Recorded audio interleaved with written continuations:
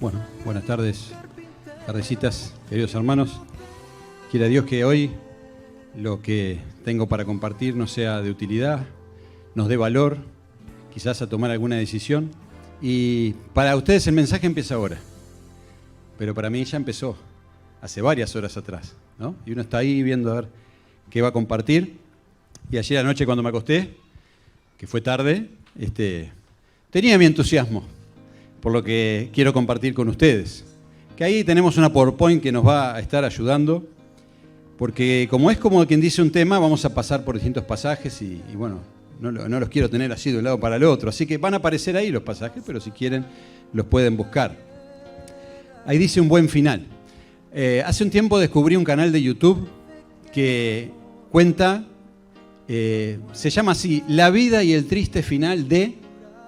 Y cuenta la vida de personas, son famosos argentinos por lo general, cuya vida fue una vida que se inició en la pobreza o en la necesidad, que tuvieron un gran éxito, pero que finalmente su final fue triste porque el mismo éxito los hizo descontrolarse, desvariar. Y ahí uno puede encontrar entonces, por ejemplo, la vida y el triste final de Maradona, por ejemplo, alguien que todos conocemos, alguien que nació en la pobreza, que lo tuvo todo y sin embargo terminó mal e incluso murió relativamente joven. Y muchas otras historias más, la vida de Alberto Olmedo, quienes lo conocieron por la televisión, ¿no? También alguien que alcanzó la fama, que tuvo una vida muy humilde y sin embargo el descontrol, el alcohol, las drogas, su ánimo, no se sabe si lo tiraron, si se cayó, él cayó de un edificio, también relativamente joven, tenía 55 años. Así que a veces miraba alguno de esos episodios. No los miré todos, pero después me di cuenta que a este youtuber que crea estos videos, se ve que se le terminaron las historias de vidas que terminaron, o sea, rápidamente con su éxito, así que cambió y empezó a contar la vida de famosos que tuvieron una vida exitosa, pero que inesperadamente su vida terminó. O sea, no fue el descontrol, pero bueno, qué sé, los asesinaron, tuvieron un accidente. Bueno, la vida y el triste final de fulanito, menganito, el cantante Rodrigo, qué sé yo.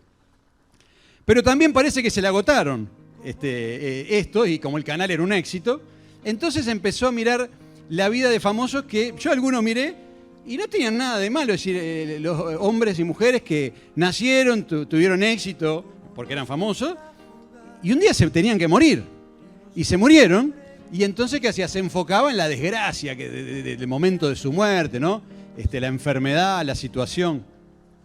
Y no sé si será un poco de orgullo, pero yo pensé, pero así como hace un video de la vida y el triste final de una persona que en realidad lo único mal es que tenía que morir y murió.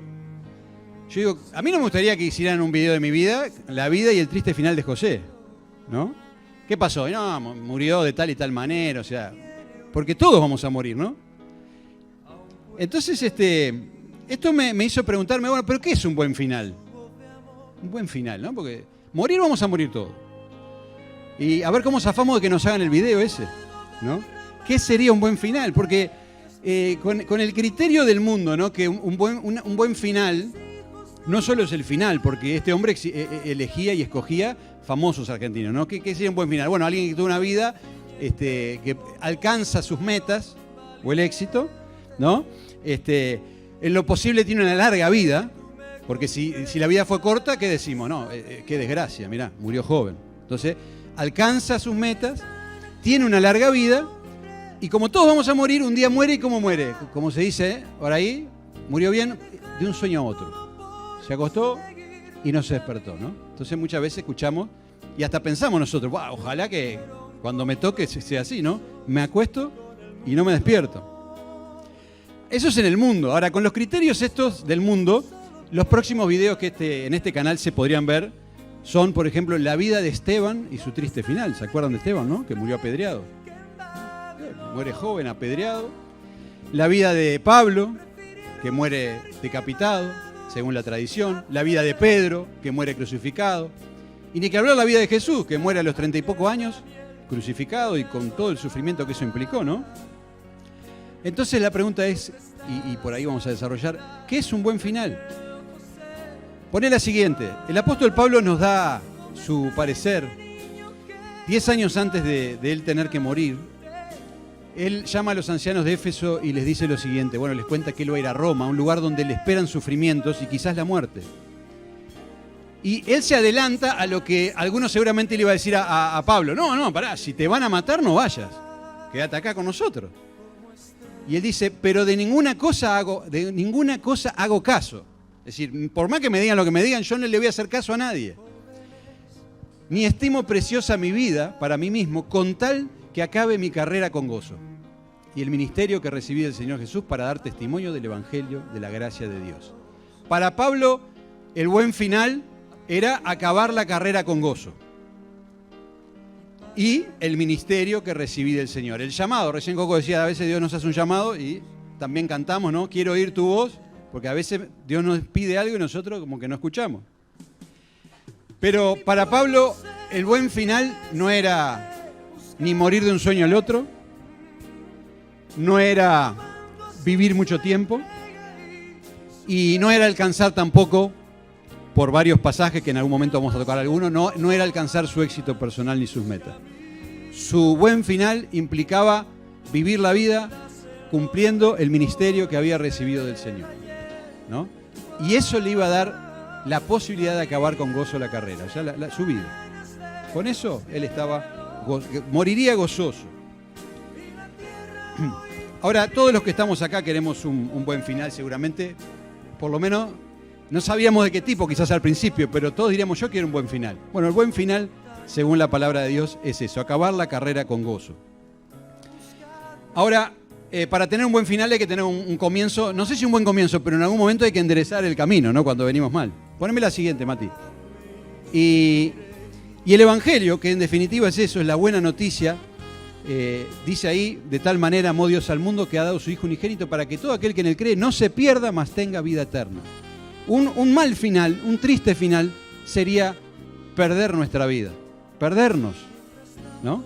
Y eso es a lo que todo ser humano desde que nace va derechito cuando llegue a la muerte, a un triste final, a un mal final, a la perdición eterna.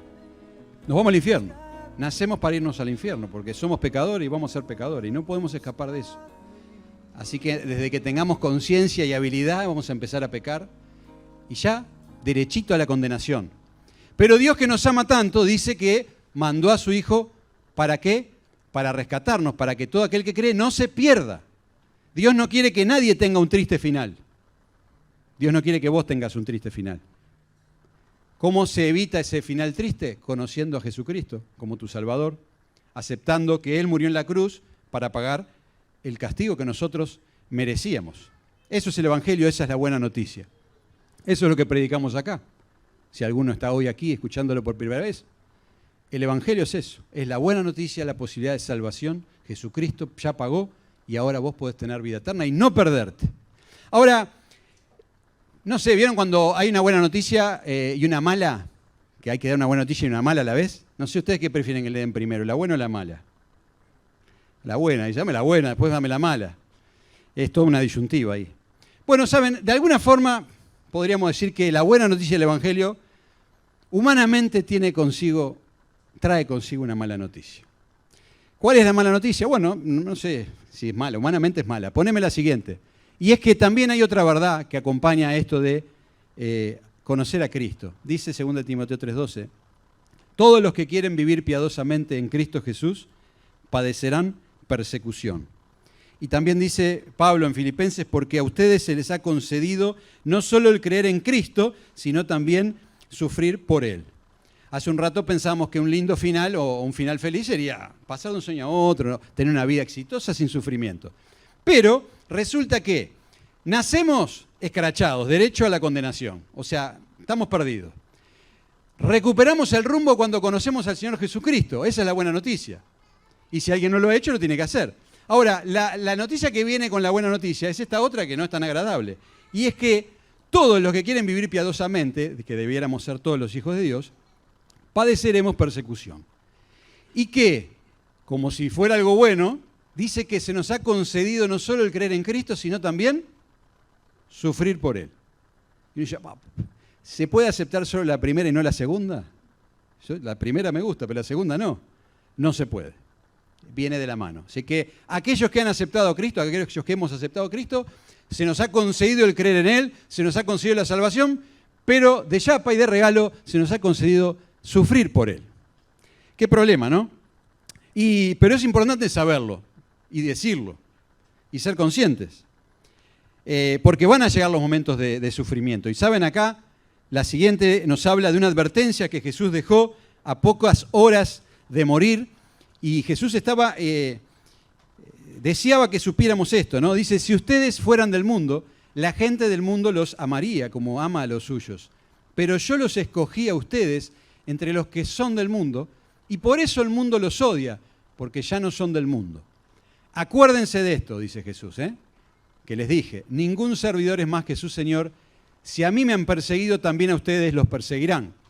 Lo decía también Martín al comienzo de la cena, ¿no? Si han hecho esto del palo verde, ¿no? ¿Cómo era? ¿Qué quedará para nosotros, ¿no? El palo seco. Y Jesús quería que fuéramos conscientes de esto. El cristiano va a sufrir persecución, como leímos recién, y va a sufrir los sufrimientos de Cristo, que todavía faltan. Y tenemos que ser conscientes de esto. La pregunta es, ¿por qué pasa esto? ¿Por qué pasa esto? Bueno, esto ocurre porque en realidad nosotros estamos en medio de una batalla espiritual, como dice ahí, ¿no? No es que estoy en el mundo ahí, bueno, nací, ahora voy tranquilo hacia el final. Estamos en medio de una guerra espiritual, como dice el libro de Efesios, y antes no lo sabíamos, ¿no? Cuando llegamos a Cristo no teníamos muy claro esto, ¿no? Que había una guerra espiritual ahí, qué sé yo, pero ahora estamos en medio y estamos de un lado de los bandos, ¿no? Dice, nuestra lucha no es contra seres humanos, sino contra malignas fuerzas espirituales del cielo, las cuales tienen mando, autoridad y dominio sobre el mundo de las tinieblas que nos rodea. Estamos en un terreno donde hay una lucha espiritual. Y en la medida que nosotros escuchamos el llamado de Dios y decidimos obedecer, eso visto a modo militar, que tengo acá cachito, sería como avanzar en el terreno. En el momento que empezamos a avanzar y pasamos la línea, entonces el enemigo dice, pará un poquito, ¿a dónde vas, querido? ¿No? Y ahí le entramos a preocupar, y ahí se empieza a complicar, ¿no? Ahí dice, ¿no? Hay mandos, autoridades y dominios sobre el mundo de las tinieblas que nos rodea, ¿no? O sea, cada vez que nosotros estamos haciendo algo, no tomando la leche o tomando el ómnibus, cada vez que nosotros estamos escuchando el llamado de Dios, haciendo algo de lo que Dios dice, en realidad nos estamos metiendo, adentrando en terreno peligroso. Estamos conquistando terreno del enemigo para Dios. Y eso prende todas las luces rojas y va a tener consecuencias sobre nuestra vida. Y tenemos que ser conscientes de esto. ¿Por qué? Porque nos van a pasar cosas, específicamente cuando nosotros decidamos hacer lo que Dios dice o servirle.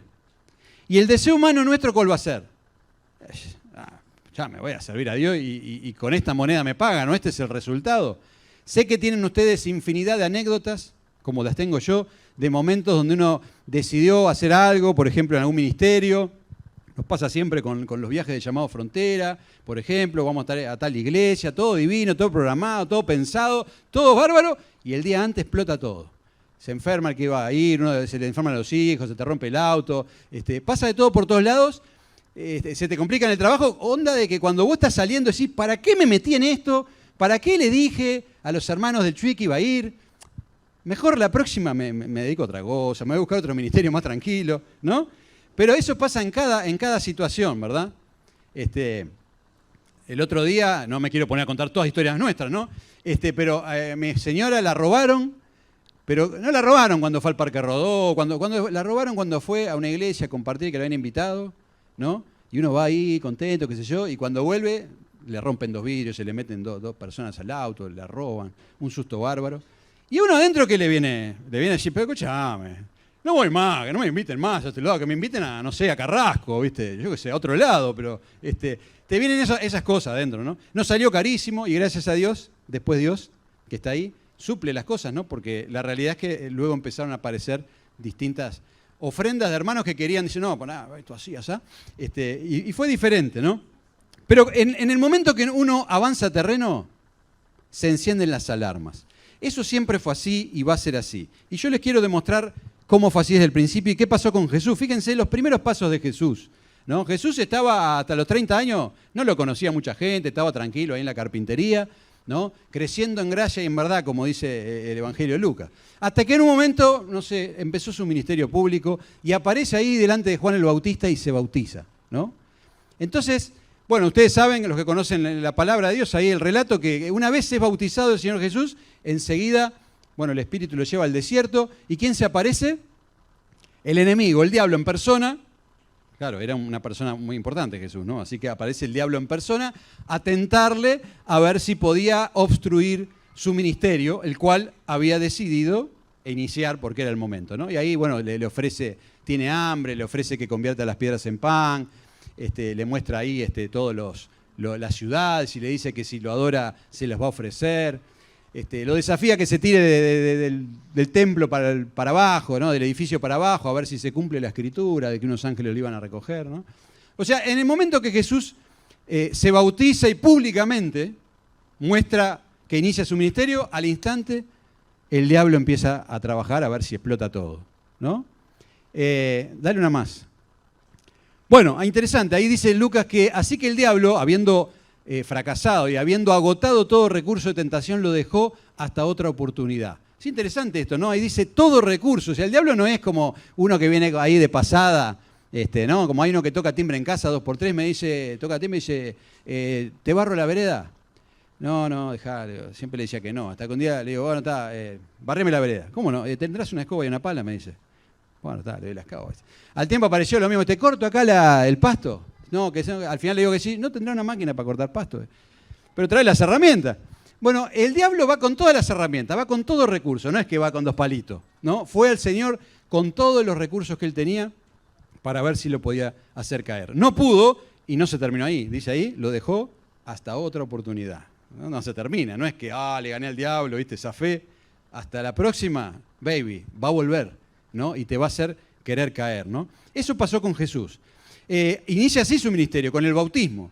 Enseguida que Jesús se bautiza, y luego que es tentado, dice la Biblia, el relato de Lucas, ahí, dice que él vuelve y enseñaba en las sinagogas, y todos lo admiraban, ¿no? Jesús hablaba y todo el mundo decía, ¡wow! Este es un crack. Este habla como ninguno, ¿no? Acá tenemos a los fariseos que estudiaban desde chicos, pero este es el carpintero y la rompe, ¿no? Y entonces lo admiraban cuando hablaba. Y no solo eso, sino que va a su pueblo natal, que ahí era más difícil porque ahí lo conocían de chiquito a Jesús. Dice que el carpintero que andaba con las maderas ahí, ¿no?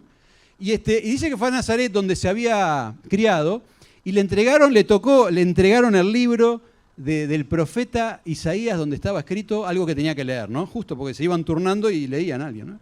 Entonces le toca a Jesús leer y lee Jesús ahí. Y justo le toca este pasaje que dice, el Espíritu del Señor está sobre mí, por cuanto me ha ungido para anunciar buenas nuevas a los pobres. Me ha enviado a proclamar libertad a los cautivos y dar vista a los ciegos, a poner en libertad a los oprimidos. Esto es lo que lee el Señor ahí en lo que podría ser su primer predicación, ¿no? Imagínense, ¿se acuerdan ustedes cuándo fue la primera vez que compartieron algo ustedes?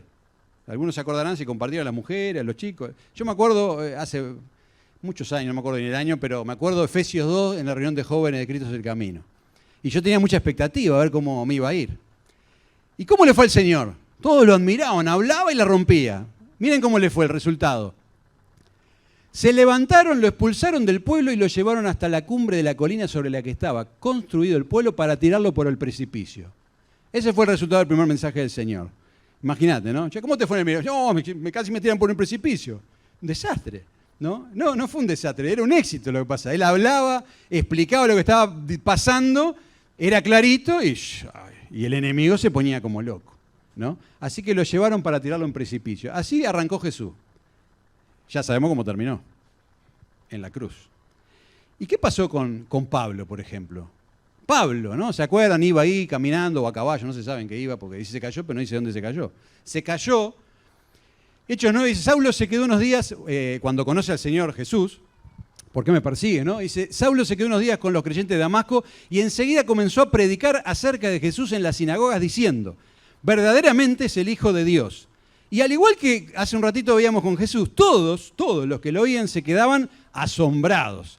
Y los judíos no podían refutar las pruebas de que Jesús de verdad era el Mesías. Así que Pablo conoce al Señor Jesús ahí en el camino a Damasco, se convierte y enseguida ¿no? Le dice, ¿quién eres y qué quieres que yo haga? Así que el Señor le dice lo que quiere que haga y él empieza a predicar el Evangelio. Y en el momento que él obedece al Señor, ¿qué pasa? Bueno, uno diría, ¡oh, un éxito! No, mirá lo que pasó, a ver. Poco tiempo después, los judíos conspiraron para matarlo. Así nomás, ese fue el resultado. A Jesús lo querían tirar por un precipicio y a Pablo dice, bueno, vamos a ver cómo lo matamos. Después vemos cómo, pero solamente la única duda acá es cómo lo matamos, ¿no? Ese fue el resultado de la predicación de Pablo. Bueno, ahí dice, ¿no? No solo eso, sino que además empieza a ser perseguido, pero los propios creyentes, a veces la oposición viene hasta de adentro. Los propios creyentes, dice, cuando llegó a Jerusalén, huyendo, trataba de juntarse con los discípulos, pero todos le tenían miedo no creyendo que fuese discípulo. O sea, no le creían nada, ni siquiera le creían que se había convertido a Pablo, que era cristiano. Lógicamente, él era un perseguidor de la iglesia. Entonces no era fácil, ¿no? Vamos una más. El resumen de la vida de Pablo, desde que obedeció al Señor Jesús, un hombre que era exitoso, está dado por él mismo y dice así en 2 Corintios, 5 veces recibí de los judíos los 39 azotes. Los 39 azotes eran... los judíos tenían una forma de azotar a la gente que con el número 40 seguro estabas muerto, ¿viste? Te mataban, hacían unos cosos con clavo. Entonces, para no matarlo, vamos a darle 39. A los 40 se muere, pero a los 39, onda dejarlo en la lona, ¿no? Bueno, 5 veces le dieron los 39 azotes. 3 veces me golpearon con varas, me apedrearon, 3 veces naufragué. Mi vida ha sido un continuo ir y venir de un sitio a otro en peligros, ríos, bandidos, judíos, gentiles, falsos hermanos.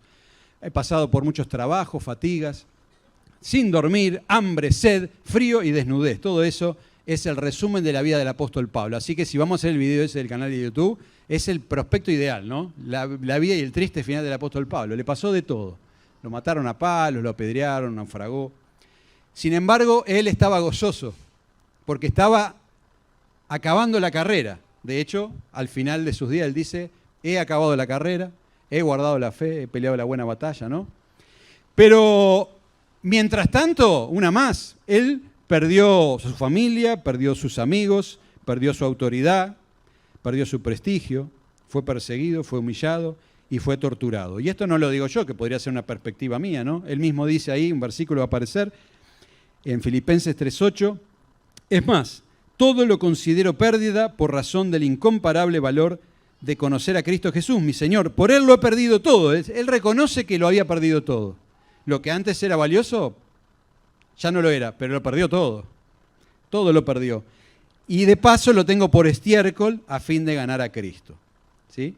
Así que el Señor quería que nosotros, con la buena noticia del Evangelio, también fuéramos conscientes de esta otra verdad. Va a haber persecución, va a haber sufrimientos, ¿no?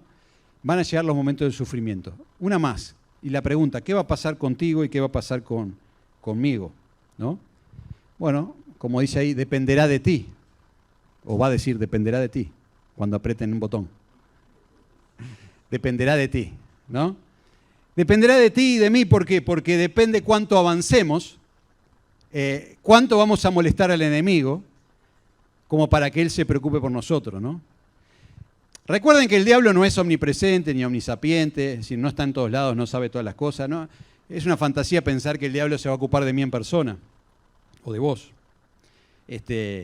Se ocupó de Jesús y quizás de algunos otros asuntos más, pero él tiene a sus secuaces y a sus demonios, ¿no? Espíritus que sí le informan y hay una estructura jerárquica, como leíamos ahí, ¿no? Dominios, potestad, autoridad, ¿no? Y se encargan de eso. ¿Y qué va a pasar conmigo y contigo? Lo mismo que pasó con Pablo y que pasó con Jesús y que pasó con Pedro y que pasaron con todos. Si uno se pone a mirar el final de los primeros discípulos y de los siguientes, ¿no? De la primera iglesia primitiva, la historia nos demuestra que la gran mayoría murió martirizado, lo que para el mundo sería un triste final. Pero ese fue el mejor de los finales, porque estaban obedeciendo a su Señor. Poné la siguiente, va a depender de cuánto estemos dispuestos a avanzar. Y en estas cosas yo quiero hoy que nos vayamos animados, porque yo muchas veces he fallado y fallo, ¿no? En esto, ¿no? Por ejemplo, la primera cosa, ¿no? ¿Cuánto avancemos en distintos aspectos? Por lo menos, por ejemplo, hablar de nuestra fe, ¿no? Si yo no le hablo de mi fe a nadie, no voy a tener problema con nadie. No molesto a nadie, no molesto al enemigo, nadie sabe que soy cristiano, soy un buen tipo, ¿verdad? Y les cuento una anécdota ahí, que yo me sentí un poco mal. Cuando me quería casar, año 95, me quería casar y no tenía un peso, tenía un trabajo, ganaba 2 pesos. Y me surge la posibilidad de una entrevista laboral en una gran empresa internacional, Pepsi Cola. Buscaba un vendedor. Bueno, yo conocía gente porque mi futuro suegro trabajaba en Pepsi Cola, Franklin. Se ganaba bien, era un buen trabajo, así que era mi oportunidad. Si agarro este trabajo, me caso, ¿no? Entonces, ¿qué pasa? Me presento a la entrevista, pero con una información. Mi cuñado Pablo, capaz que me está viendo, pobre Pablo, mi cuñado Pablo se había presentado un tiempo antes también a una entrevista laboral para la misma empresa en el mismo lugar. Y entonces había tenido una entrevista con el psicólogo, la psicóloga, y cuando tuvo la entrevista con la psicóloga, él siempre ha tenido, lo cual es muy bueno, y hay que reconocerlo, una carga especial por predicar el Evangelio a todos, pero en su trabajo especialmente. Entonces él siempre, en los distintos trabajos que tenía, él te contaba, no, hoy le prediqué a fulano, ¿viste? Y siempre le pasaba de todo, ¿no? Bueno. Entonces, ¿qué pasa? Va con la psicóloga, tiene la entrevista laboral y en un momento, no sé cómo, ahí le dice, no, porque yo soy cristiano y Dios te ama y tirás al infierno, y ahí empiezan, hay una discusión, ¿no? con la psicóloga, donde él trata de predicarle el Evangelio a la psicóloga, y la psicóloga no se convirtió y tampoco le dio el trabajo, ¿verdad? Entonces, yo tenía ese dato, esa información, y yo, este trabajo tiene que ser mío. Así que cuando pasé a la entrevista final, dije, no tengo que decir nada de la iglesia, no tengo que decir nada de la iglesia, no tengo que decir nada de la iglesia. Y empieza la psicóloga a hablar conmigo, bueno, ¿te gustaría vender? Sí, me encantaría vender, no tengo que decir nada de la iglesia.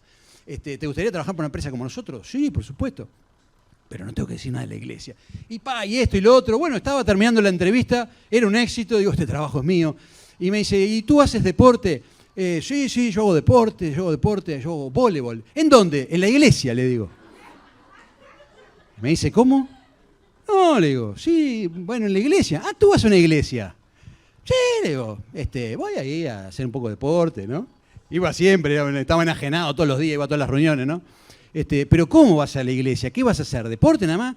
Ah, también, a veces vamos, le damos el desayuno a los pibes ahí. Y yo minimizaba todo, como diciendo, no, voy... Soy un tipo bueno que ayuda en la iglesia, ¿no? Porque eso en el mundo, eso sí está bien visto, ¿no? La persona que ayuda, ¿no? Pero bueno, la verdad, después que terminó, gané pero perdí, porque me fue bien, conseguí el trabajo, pero siempre me quedó esa espina, ¿no? Como en el momento era como Pedro, ¿no? Como diciendo, no, yo no lo conozco a Jesús, no tengo nada que ver con Jesús, ¿no? Porque yo sabía esa información. Bueno, es un ejemplo y una anécdota, porque alguno podría decir, no, estuviste bien, porque tuviste trabajo. Y después yo le predicaba a mis compañeros, o intentaba hacerlo, pero... En definitiva, muchas otras veces me anonadé, me asusté y no quise hablar de mi fe y no dije nada, ¿no?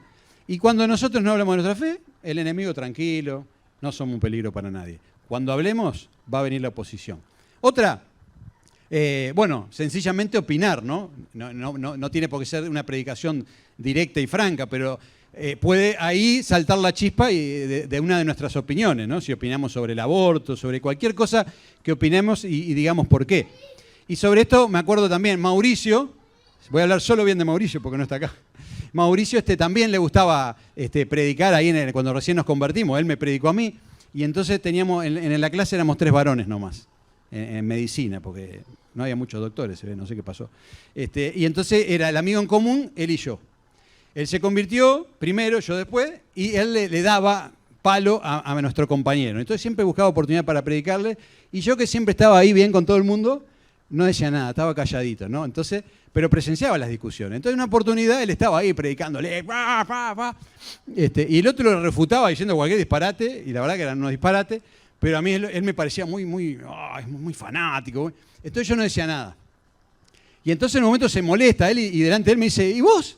Opiná algo, decía algo. Entonces yo, para ver cómo zafaba, le digo, mira, vos callate, le digo uno, y vos pensá. Y me fui, me di vuelta y me fui como tipo cra, ¿no? Y después se re molestó. Y yo, pero decía algo, no puede ser. Y tenía razón, ¿no? Porque de esa manera yo no decía nada, ¿no? Lo mandé a pensar al uno, a callarse al otro. A veces también somos reticentes a opinar, y yo mejor ni me meto en este tema. Es cierto que no vamos a estar discutiendo por doctrina con alguien que ni siquiera cree o de cosas, pero es una posibilidad, una oportunidad, ¿no? El opinar sobre un tema, mostrar nuestra fe. Otra cosita que puede ocurrir, ¿no? Justamente tener que decir que no a algo, ¿no? Pero explicar el por qué, ¿no? Porque uno puede decir, no, yo no. Como un amigo que lo he contado alguna vez, pero que me invitaba a un cliente y me invitaba siempre a los cumpleaños. No sé si lo conté un domingo a los jóvenes, pero... Y yo le decía, ¿y a qué hora termina el cumpleaños? Y dice, no, cuando llegue la policía, dice. Porque era un relajo. Entonces, no, bueno, no, creo que no voy a poder ir, no, y nunca iba. Pero yo no iba porque era cristiano y eso era un antro, no era bueno, ¿no? Pasaron los años, lo terminé predicando después, pero fue un poco una vergüenza porque en realidad yo nunca le había dicho que era cristiano. Y él pensaba que simplemente era una persona que, bueno, no quería inmiscuirse en algunos tipos de cosas, que era muy recto, qué sé yo, ¿no? Pero el por qué era que era cristiano, ¿no? Y yo no quería pagar el costo, ¿no? Entonces yo no decía nada, solamente decía que no. Bueno, decir que no está bien, pero el decir por qué estamos avanzando terreno, porque es un disparador también. Y el último, simplemente y sencillamente y no fácil, obedecer, ¿no? Hacer lo que Dios dice. Tenemos muchas anécdotas de hermanos y nosotros mismos que cuando hemos decidido obedecer, por ejemplo, por contar ha pasado muchas veces, alguien que en el trabajo ha decidido no hacer algo porque le pedían y sabía que estaba mal, y, bueno, perder el trabajo o pasar una situación ahí de persecución en el trabajo. ¿Por qué? Porque sos cristiano y decidiste obedecer a Dios antes que a los hombres, ¿no? Así que lo que ocurra con nosotros dependerá de la actitud que nosotros tengamos. Pero hemos recibido el privilegio de no solo de creer, sino de sufrir también por Cristo. Tenemos que aceptarlo, no podemos ser tan atrevidos de solamente querer los beneficios y no también sufrir con Cristo. Vamos a la siguiente, ya hacia el final. Una pregunta que puede surgir es, ¿valdrá la pena? Hay que sufrir, pero ¿vale la pena el sufrimiento? Porque va a tener un costo. O sea, está bien. Entonces yo obedezco a Dios, va a tener un costo. Puedo perder el trabajo, puedo perder beneficio en el trabajo, puedo perder amigos. Pueden pasar un montón de cosas. ¿Vale la pena? Simplemente aclarar también este punto que sufrir por Cristo no es sufrir por cualquier cosa. Es sufrir por hacer la voluntad de Dios, obedecer el llamado de Dios, ¿no? Sufrir. La vida tiene muchos sufrimientos porque el pecado del hombre hace que todos suframos, ¿no? Pero sufrir por Cristo es obedecer y hacer lo que Dios dice. ¿Vale la pena? Y tres razones por las cuales vale la pena y también para llevarnos hoy. La primera es que me confirma lo que dice Dios, la palabra de Dios. Dice, todos los que quieren vivir piadosamente en Cristo Jesús padecerán persecución. Lo dijo el apóstol Pablo, pero también lo dijo el Señor Jesús. Todos.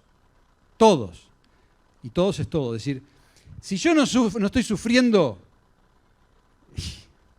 o tengo mucha suerte, no va esa, no es que tengo mucha suerte. No, yo tengo mucha suerte y a aquel le fue mal, no, justo. No, si yo no sufro nada es porque capaz que no estoy obedeciendo al Señor, no estoy diciendo que soy cristiano, nadie sabe nada, me estoy ocultando y soy un verdadero camaleón, ¿no? Porque dice, todos los que quieren vivir piadosamente padecerán persecución, todos.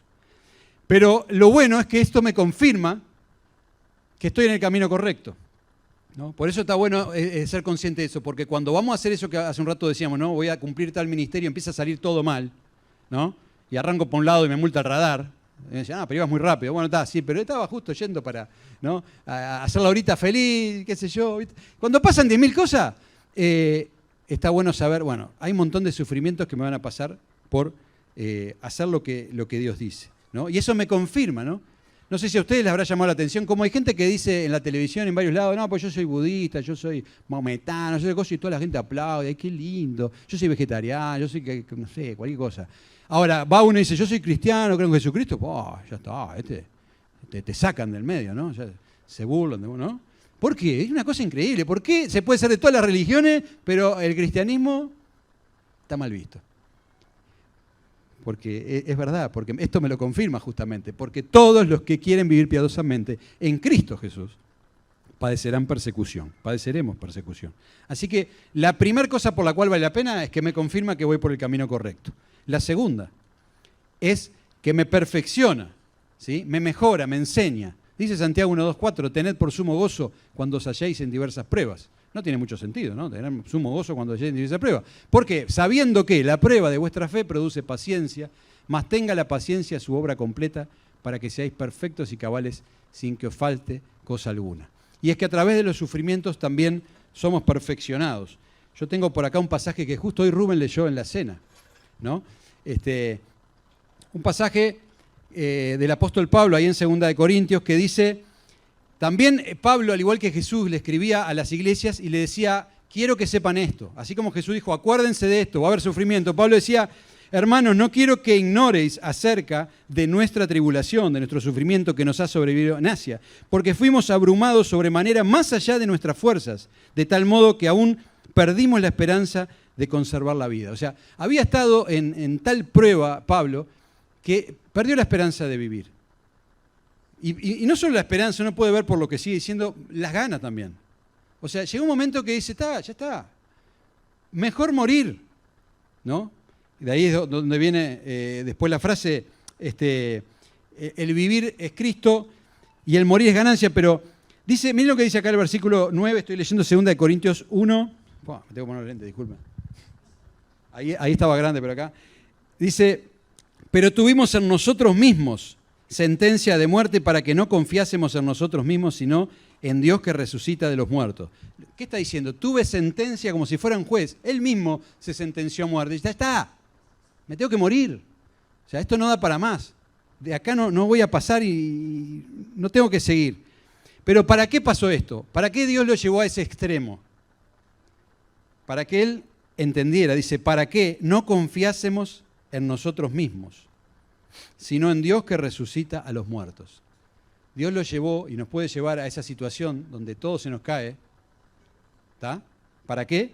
Para que no confiásemos en nosotros mismos. Cuando podemos confiar todavía en nosotros, y bueno, la voy a arreglar yo. Pero llega un momento, como le pasó a Pablo, que ya no tenía ninguna esperanza. Incluso dice, para que no confiara en sí, sino en Dios que resucita a los muertos. No en el Dios que te salva de que te maten, o el Dios, no, porque uno puede decir, Dios me va a salvar, y la fe es esa, Dios me va a rescatar.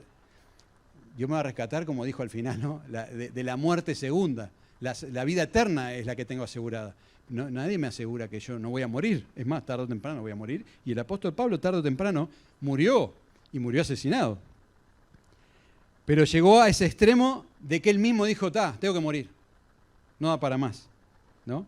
Y él aprendió de esa forma. Y así, ponerla, a ver la siguiente. Bueno, la siguiente. El apóstol Pablo es ese apóstol, ese creyente que nos dice, todo lo puedo en Cristo que me fortalece, ¿no? Y siempre decimos, ¿no?, que este pasaje que a veces es mal utilizado, no dice, todo lo he puesto, todo lo puedo como si puedo hacer cualquier cosa, no, es todo lo puedo soportar.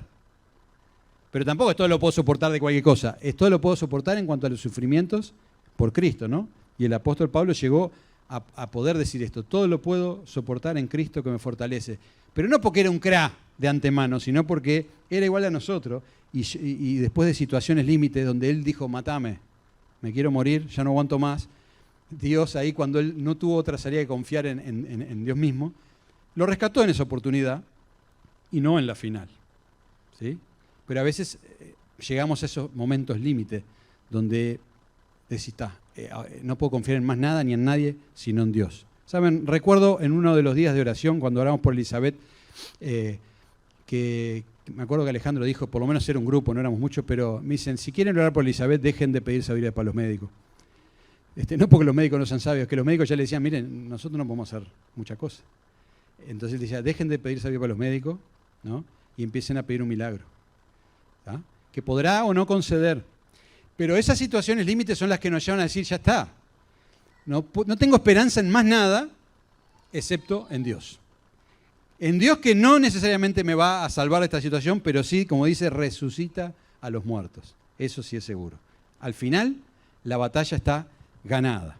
Y ahí por ahí decía el anterior, que me lo salteaba, me conviene, porque dice, pasa para atrás, dice, dichosos ustedes cuando por causa mía la gente los insulte, los maltrate y los ataquen con toda clase de mentiras.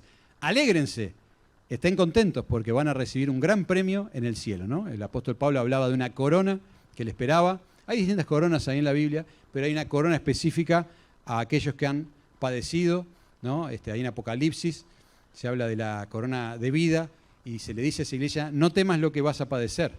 No solo vamos a padecer particularmente, sino como iglesia. Vamos a ser atacados y vamos a tener que padecer y confiar en el Señor. No en nosotros, ni en nuestras fuerzas, ni en los crases de la iglesia, sino en el dueño, en Dios mismo, ¿sí? terminamos con la última placa que aparece ahí, que es solo un recordatorio de la última, esa, de que habrá sufrimientos, que es la otra cara de la moneda de haber conocido a Cristo, pero que es un privilegio, ¿no? Es una señal de que estamos en el camino correcto y además porque vamos a ser recompensados por eso. Pero solo vamos a poder transitar ese camino si decidimos avanzar y pensar en qué cosas a veces me he ¿no? asustado y no he querido dar el paso adelante y capaz que poder cambiar esas cosas, ¿no? Empezar a avanzar específicamente en esas cosas que de las que les conté, capaz que yo les conté esas porque sé que son las que siempre fallo, ¿no? Pero tenemos muchas más seguramente. Bueno, que Dios los bendiga. Oramos para terminar. Señor, te damos muchas gracias por tu palabra. Gracias por tu salvación, el regalo de la vida eterna, Señor, por la obra de Jesucristo en la cruz. Y gracias también por este privilegio que no lo entendemos mucho humanamente, de poder completar los sufrimientos de Cristo que aún faltan, de sufrir junto con Él por obedecer su voz. Y te pedimos que, como pedían los discípulos, Señor, en aquel tiempo, hoy, por lo menos, pensando en esto que vimos, no te pedimos que nos quites esos sufrimientos, sino que nos des valor para avanzar en el camino, en el terreno, Señor, donde tú nos mandes y poder sobrellevar esos sufrimientos, Señor, como corresponde, Señor. Ayúdanos y gracias porque sabemos que al final, el final será un buen final, Señor, y tú resucitas a los muertos, Señor, y un día estaremos contigo cara a cara, Señor. Gracias, oramos en nombre de Jesús. Amén.